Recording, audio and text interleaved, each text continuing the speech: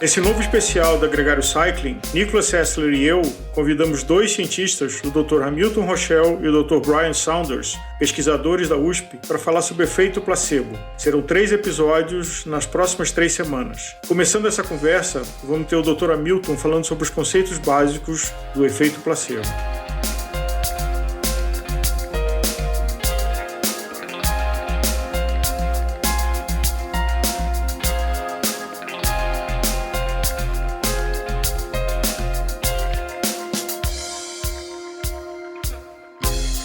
Muito bem-vindos a mais uma série especial do Gregário, essa motivada um pouco pela minha experiência numa conversa com alguns amigos e na mesa de massagem surgiu uma dúvida. O massagista dizia que estava massageando as pernas e liberando as contraturas e na realidade ele não estava fazendo nada. Depois, no dia seguinte, ele veio me contar essa história de: olha, Nico, você falou que hoje você tinha as pernas muito boas na etapa, mas na realidade ontem eu praticamente não encostei nas suas pernas, não fiz nenhuma massagem profunda, nenhuma liberação. Isso nos faz crer, né, nesse mundo atual de que existem milagres e magnetismos incríveis, que a gente tem que olhar muito bem aquilo que a gente escolhe tomar, praticar, treinar, ou o que for, e nos leva a um conceito muito básico, que é o efeito placebo. O quanto nossa mente é forte e ela, acreditando ou não em algo, pode fazer uma grande diferença. Hoje conosco, o Dr. Hamilton Rochelle, que participou do programa de carboidratos e está aqui para falar de algo que ele entende e entende muito. Dr. Hamilton, muito bem-vindo a essa série especial e agradecer mais uma vez a oportunidade de ter você aqui conosco no Gregário. Obrigado de novo pelo convite, já estou me sentindo da casa aqui, vou sair da próxima vez para pedalar com a camiseta dos Gregários, fazendo propaganda e me sentindo parte da comunidade de vocês. Não é propaganda, é estando na família. Isso mesmo. Tá rodando no nosso pelotão e com muito conteúdo sempre. Mas, para o tema de hoje, queria começar pelo básico. Muita gente já ouviu falar no efeito placebo e em acreditar em algo ou não acreditar e o quanto isso pode ser poderoso. Mas vamos lá, começando do feijão com arroz, o simples. O que é o efeito placebo?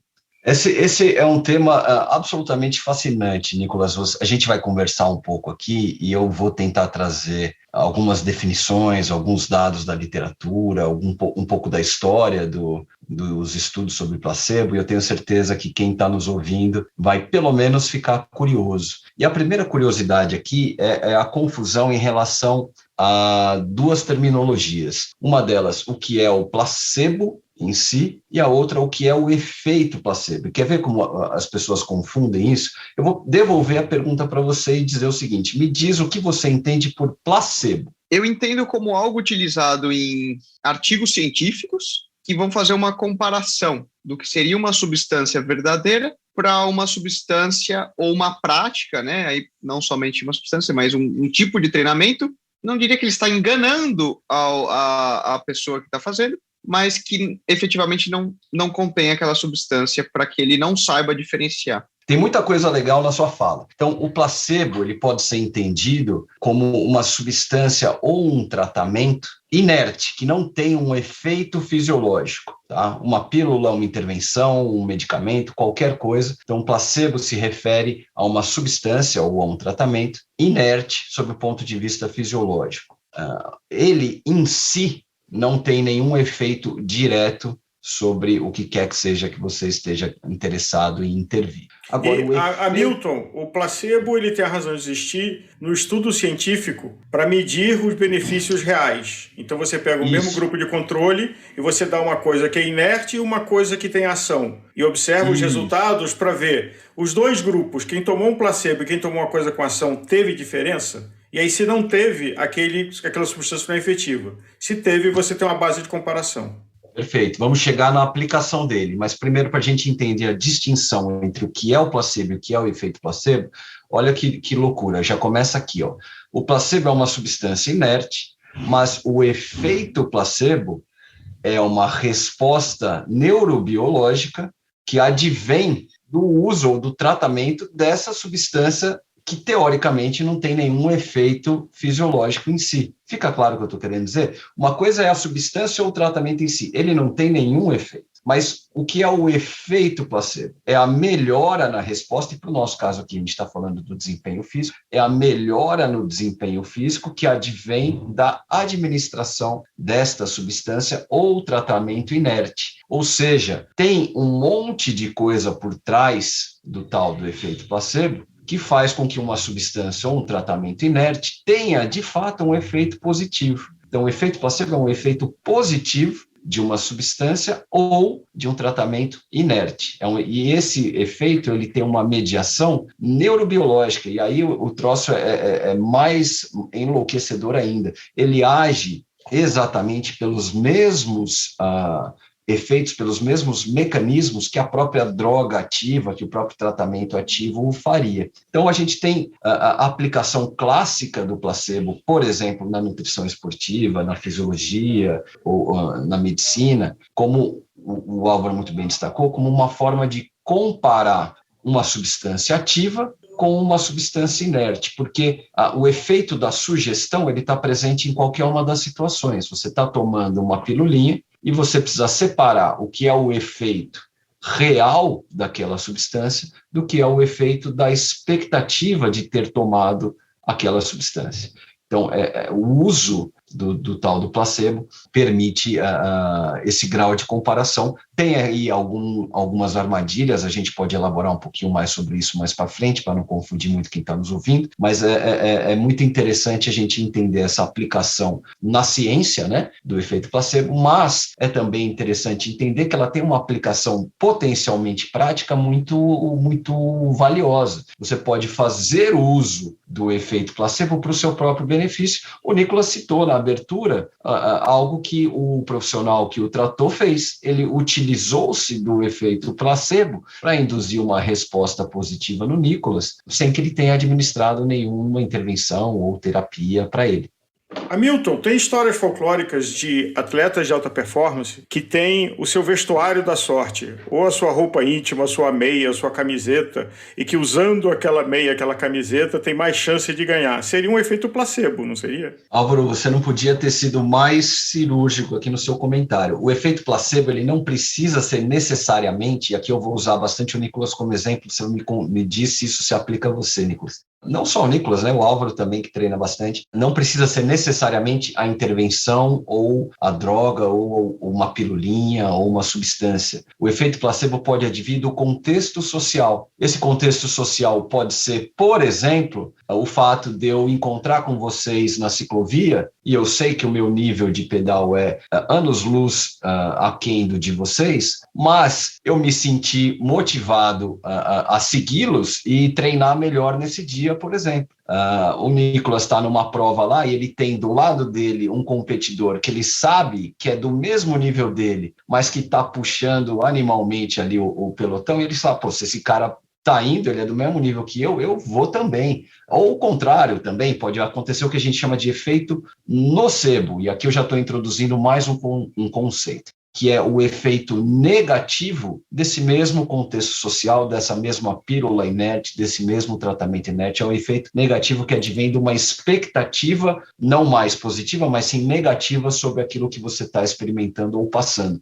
Você tem lá o Nicolas pedalando no mesmo pelotão que está o Van der Poel lá, e ele sabe que ele não vai conseguir seguir o cara. Isso pode servir como um efeito desestimulador para que ele mantenha o pace dele e ele acaba ficando mais para trás do que ele ficaria normalmente. Mas também a história da roupa, a meia da sorte, a camisa da sorte. Quantas vezes a gente já não ouviu falar, quem assistiu o documentário lá do Michael Jordan, que ele jogava com shorts de North Carolina embaixo do shorts do Bulls, ou o cara que tem a chuteira da sorte, o cara que só entra no campo pisando com o pé direito, enfim, o mais diversos tipos de situações podem ser colocadas aqui. Todas elas fazem sentido, todas elas têm um potencial efeito sobre o desempenho do sujeito. Tem atleta que desempenha melhor com a torcida contra, tem atleta que murcha com a torcida contra.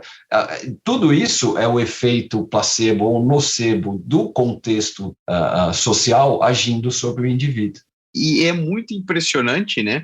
Eu acho que isso, logo mais a gente voltará a falar disso, mas as questões do impacto da mente humana na performance e rendimento, não esportivo, né? Mas na vida como um todo. Quem nunca sai acreditando que algo não vai dar certo, certamente não vai dar certo. Você meio que se coloca um bloqueio mental no conceito. Mas voltando para o beabá, como foi descoberto o efeito placebo, Dr. Hamilton? O primeiro uso do efeito placebo na experimentação científica, ela tem uma história curiosa. Existia um sujeito, eu não me lembro exatamente o ano, eu imagino, se eu não estiver enganado, por volta de 1800, ou coisa que vale a 1700, algo ao redor dessa época. Posso estar errando aqui o século, mas não é tão longe disso. Se chamava Franz Mesmer. E esse cara, ele criou o conceito da energia animal, o magnetismo animal. Ele dizia que todos os seres vivos possuíam um magnetismo que era capaz de coisas incríveis, inclusive da cura de diversas condições patológicas, etc. E o nome dele, Mesmer, deu inclusive origem a uma palavra, a um termo na língua inglesa, que é o mesmerize, que é o sujeito ficar maravilhado, ficar surpreendido. Acho que maravilhado seria a melhor tradução para o termo. Encantado, talvez. Encantado. Né? Quando se fala que alguém foi mesmerized, esse cara foi encantado ou ficou maravilhado com determinada situação, e era isso que ele induzia nas pessoas para quem ele vendia essa ideia do magnetismo animal. Então, a pessoa ficava maravilhada pela indução ali desse magnetismo. Mais tarde, um pouco, na França, se eu não me engano, foi testado o efeito do magnetismo animal contra uma condição real, e aí utilizou-se também o desenho com placebo para mostrar que o magnetismo animal, na verdade, não existia, né? O que você tinha era um efeito da expectativa do sujeito sobre a eficácia desse suposto magnetismo animal, que fazia com que tivesse algum efeito. Hoje em dia, como eu aventei logo no começo da fala aqui, a gente já entende melhor como esse troço acontece, e a coisa mais maluca é a gente imaginar que o efeito placebo, que o poder da mente, como o Nicolas mencionou, ele faz com que o nosso organismo reaja da mesma maneira como ele reagiria ao uso de uma droga, por exemplo. Isso é muito maluco de se imaginar. E tem alguns exemplos clássicos na literatura. A literatura do efeito placebo ela é muito forte na medicina relacionada à analgesia, ao controle da dor. Grande parte dos trabalhos com efeito placebo são nessa direção. E já se entende muito bem como é que as drogas analgésicas, obviamente, agem sobre a redução da dor no indivíduo. E o que acontece é que para aqueles indivíduos que experimentam um efeito placebo importante com o uso de uma substância inerte, tem exatamente o mesmo efeito fisiológico que teriam com o uso da substância analgésica. Isso é maluco de se imaginar, né? E vai para ainda esferas mais curiosas ainda. Você tem o que a gente chama de condicionamento do efeito placebo. Isso tem sido muito estudado e de alguma forma usado na prática médica no seguinte sentido. A gente sabe que drogas analgésicas, obviamente, qualquer droga tem efeito colateral, correto? Qual é a vantagem de eu entender esse efeito placebo e tentar usá-lo na prática clínica? Uso de maneira sistemática a droga analgésica no meu paciente com dor crônica. Em algum momento eu substituo a droga por uma substância placebo e ele continua respondendo exatamente como ele respondia ao uso da droga, só que agora sem os efeitos adversos, sem os efeitos colaterais do uso do medicamento. Isso é absolutamente fantástico. E mostra como o nosso tal do poder da mente, como você colocou, mas é a sugestão, como a expectativa tem um efeito neurobiológico bastante importante. E isso sobrepassa aí para o nosso campo de interesse para a conversa de hoje, que é o desempenho físico. Então tem muita coisa interessante. Dito isso, doutor Hamilton. Eu queria saber, hoje, como se trabalha numa pesquisa científica quando você quer realmente saber a efetividade de uma droga ou não, de uma substância, se ela funciona? Porque se você disser, então, para aquele paciente que ele está tomando um analgésico, ele vai acreditar que ele está tomando um analgésico? Como você sabe se aquele analgésico efetivamente funciona? Tá, eu entendi a sua pergunta e você precisa pensar o seguinte, a gente não tem elementos gráficos aqui para quem está nos ouvindo acompanhar, mas imaginem a seguinte situação, você tá sugerindo, você não está sugerindo, você está dizendo, e você está correto nisso, que num comparativo entre placebo e droga ativa, você vai ter o efeito placebo tendo um efeito, correto? Ele tem esse efeito. Então, para a droga ser considerada efetiva, o efeito dela tem que ser o efeito placebo mais o efeito fisiológico da droga. E esta diferença tem que ser clinicamente significativa. Porque se o efeito placebo é o mesmo efeito da droga ativa,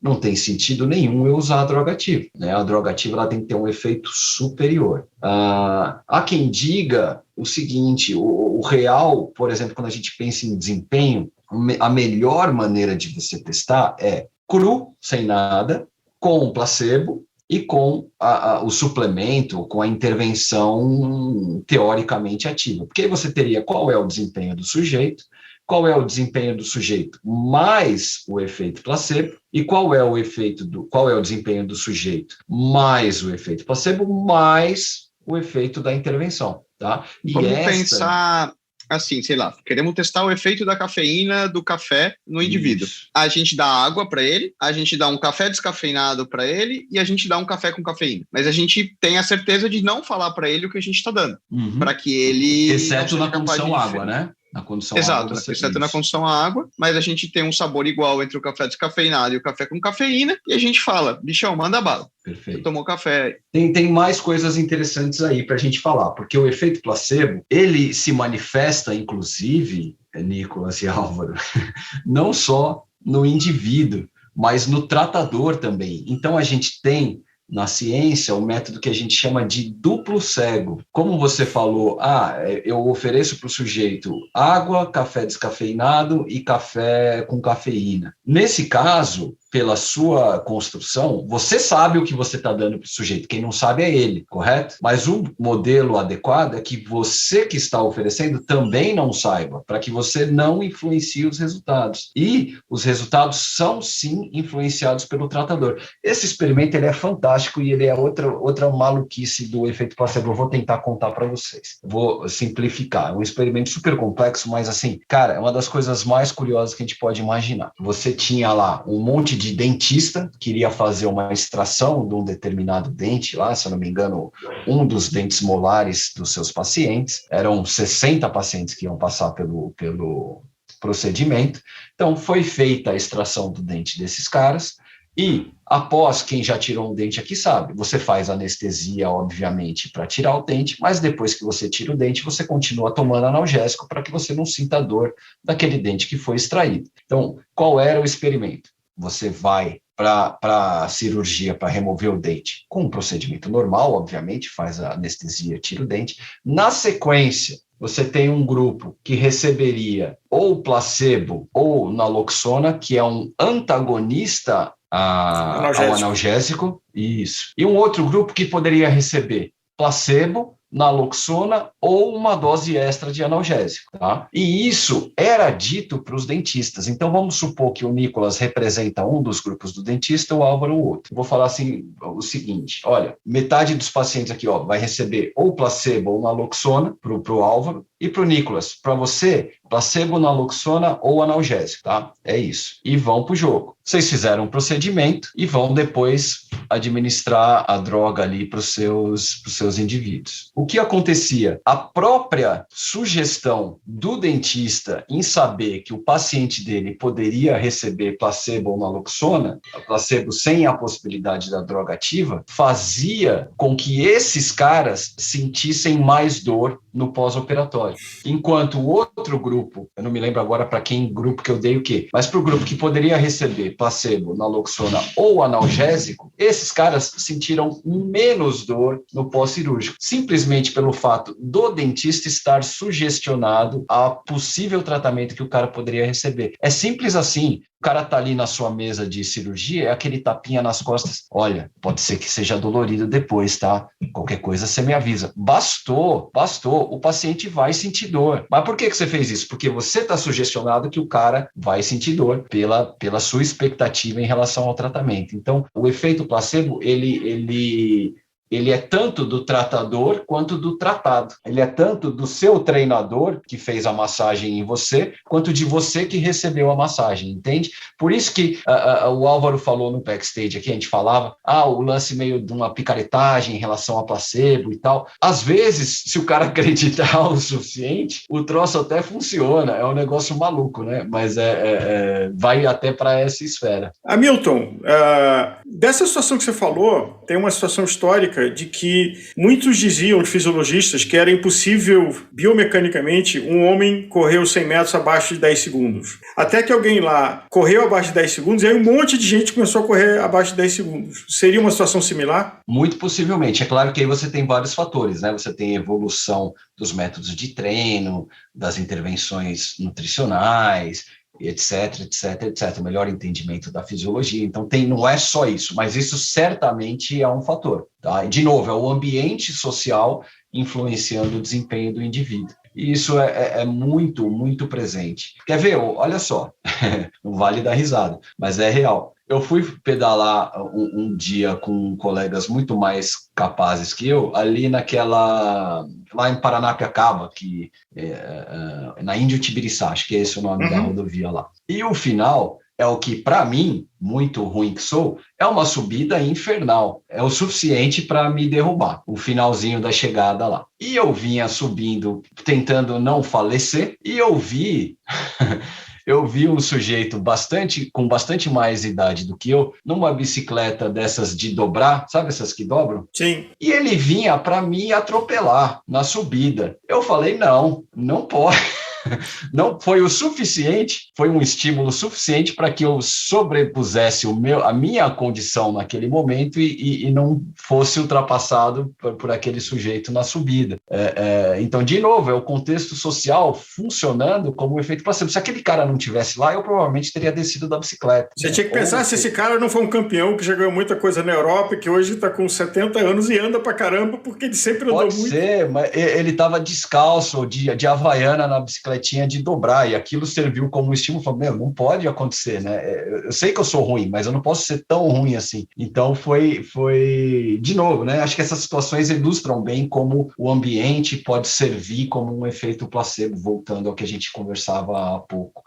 Isso é mítico, e eu acho que todo mundo tem, de certa forma, tem aquela subida para chegar em casa, que ela às vezes não é nem tão especialmente dura. Eu tenho uma subida dessa, que ela fica uns 3 ou 4 quilômetros de casa e é a última de todo o treino. Ela não tem nada de especial, ela tem 1 quilômetro e pouco, assim, relativamente tranquila perto de tudo que você já fez. Mas eu sempre falo, que subida chata, que lugar ruim de passar, e você já vem ali justamente com essa indução, né? Com essa expectativa de que aquilo ali, que aquela subida vai ser ruim de passar, e efetivamente isso se aplica, né? Até porque tem aquela coisa, Nicolas, de quando a gente vai fazer uma subida, e pelo menos comigo funciona, a pior coisa para fazer é ficar olhando para o topo. E o melhor é você focar no seu passo ali e concentrar, porque é isso, se você olha para o topo, você fica, falta muito, eu não vou aguentar. Agora, se você abaixa a cabeça e vai, você faz. Tem essa coisa mesmo. Se eu olhar para cima e ver que está longe, é bastante desestimulante. Eu concordo com você, Álvaro. E esse lance da expectativa, ele é sensacional, cara. E tem vários experimentos na literatura que ilustram bem isso, e muitos deles com ciclismo. Eu vou, desculpa cortar, que aí eu acho que a gente entra quase que faz um break na parte 1 e começa a entrar na parte 2, né? Justamente estratégias para utilizar da melhor forma o efeito placebo. Aí, Nicolas, lembrando que esse é só o primeiro episódio. Semana que vem a gente tem o segundo episódio com o Dr. Hamilton e, na sequência, o terceiro e último programa com o Dr. Brian, falando sobre o estudo específico de efeito placebo em ciclistas. A gente se vê semana que vem.